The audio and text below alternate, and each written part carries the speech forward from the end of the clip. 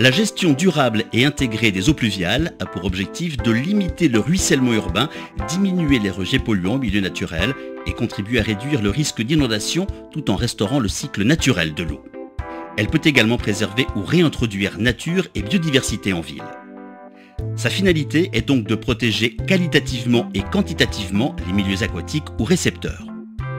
Cette gestion est mise en œuvre concrètement grâce au recours à la boîte à outils des techniques alternatives au tout tuyau, parmi lesquelles figurent notamment la chaussée à structure réservoir, la tranchée drainante, l'anoue et la bouche d'injection. La bouche d'injection est un ouvrage d'engouffrement et de pré-traitement des eaux pluviales de voirie ou parking. Elle permet de piéger, grâce à une décantation conséquente et une filtration, une part importante des matières en suspension, sable, limon, particules fines, sur lesquelles sont fixés nombre de polluants tels que les métaux lourds ou les hydrocarbures présents dans les eaux de ruissellement.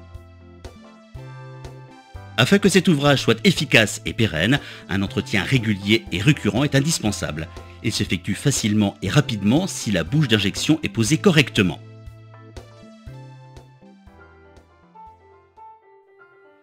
La bouche d'injection est composée d'une cuve en béton non siphonnée avec une décantation minimale de 240 litres.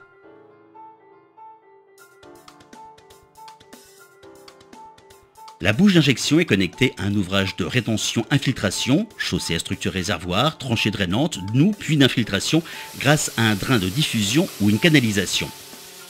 Afin d'éviter d'éventuelles fuites au niveau du raccordement, un joint d'étanchéité doit être posé.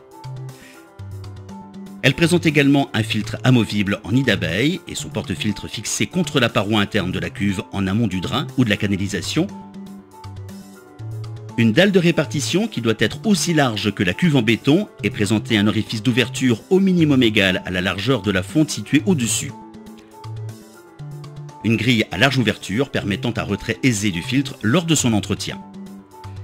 L'entreprise devra s'assurer de la facilité à extraire le filtre de son porte-filtre lors de la pose de la dalle de répartition et de la grille. Une fois la bouche d'injection posée, des tests peuvent être réalisés pour vérifier son bon fonctionnement. Un protocole d'épreuve préalable à la réception de l'ouvrage a été mis en place par l'Adopta.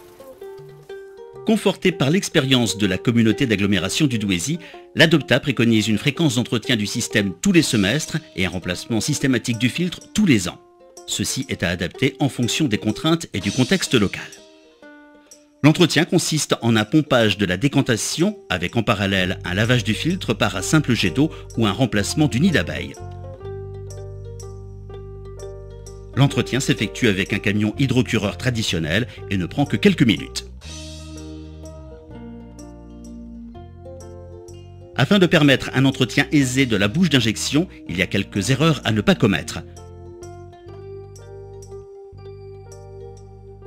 Une dalle de répartition décentrée, un filtre mal posé qui s'est détaché,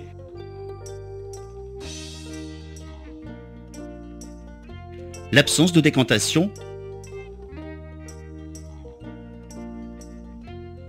une bouche d'injection mal située empêchant l'entretien du système, un filtre posé trop près de la dalle de répartition.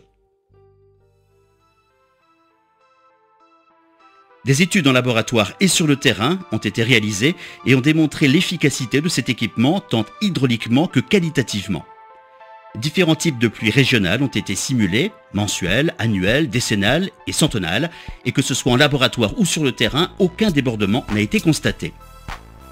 Du point de vue qualitatif, la bouche d'injection présente un rendement vis-à-vis des particules fines de l'ordre de 60 à 80%, jusqu'aux pluies d'une période de retour de 2 à 5 ans et de l'ordre de 40% à 60% au-delà. Les concentrations chroniques habituellement observées en hydrocarbures et en métaux lourds dans les eaux pluviales de ruissellement sont extrêmement faibles, par conséquent le rendement peu significatif. Cependant, les études menées en présence d'hydrocarbures en forte concentration font l'état d'un abattement de l'ordre de 60 à 80%.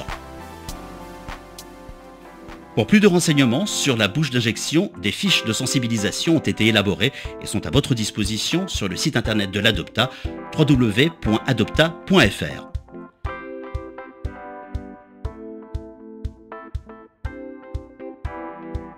La bouche d'injection fait donc intégralement partie de la boîte à outils des techniques dites alternatives au tout tuyau qui œuvrent pour une gestion durable et intégrée des eaux pluviales dans les aménagements urbains. Cette gestion constitue aujourd'hui un enjeu fort afin de préserver la ressource en eau en participant à la recharge des nappes phréatiques, contribuer à lutter contre les inondations, maîtriser les polluants dès l'origine du ruissellement, mais surtout limiter la pollution rejetée au milieu naturel par les rejets urbains de temps de pluie.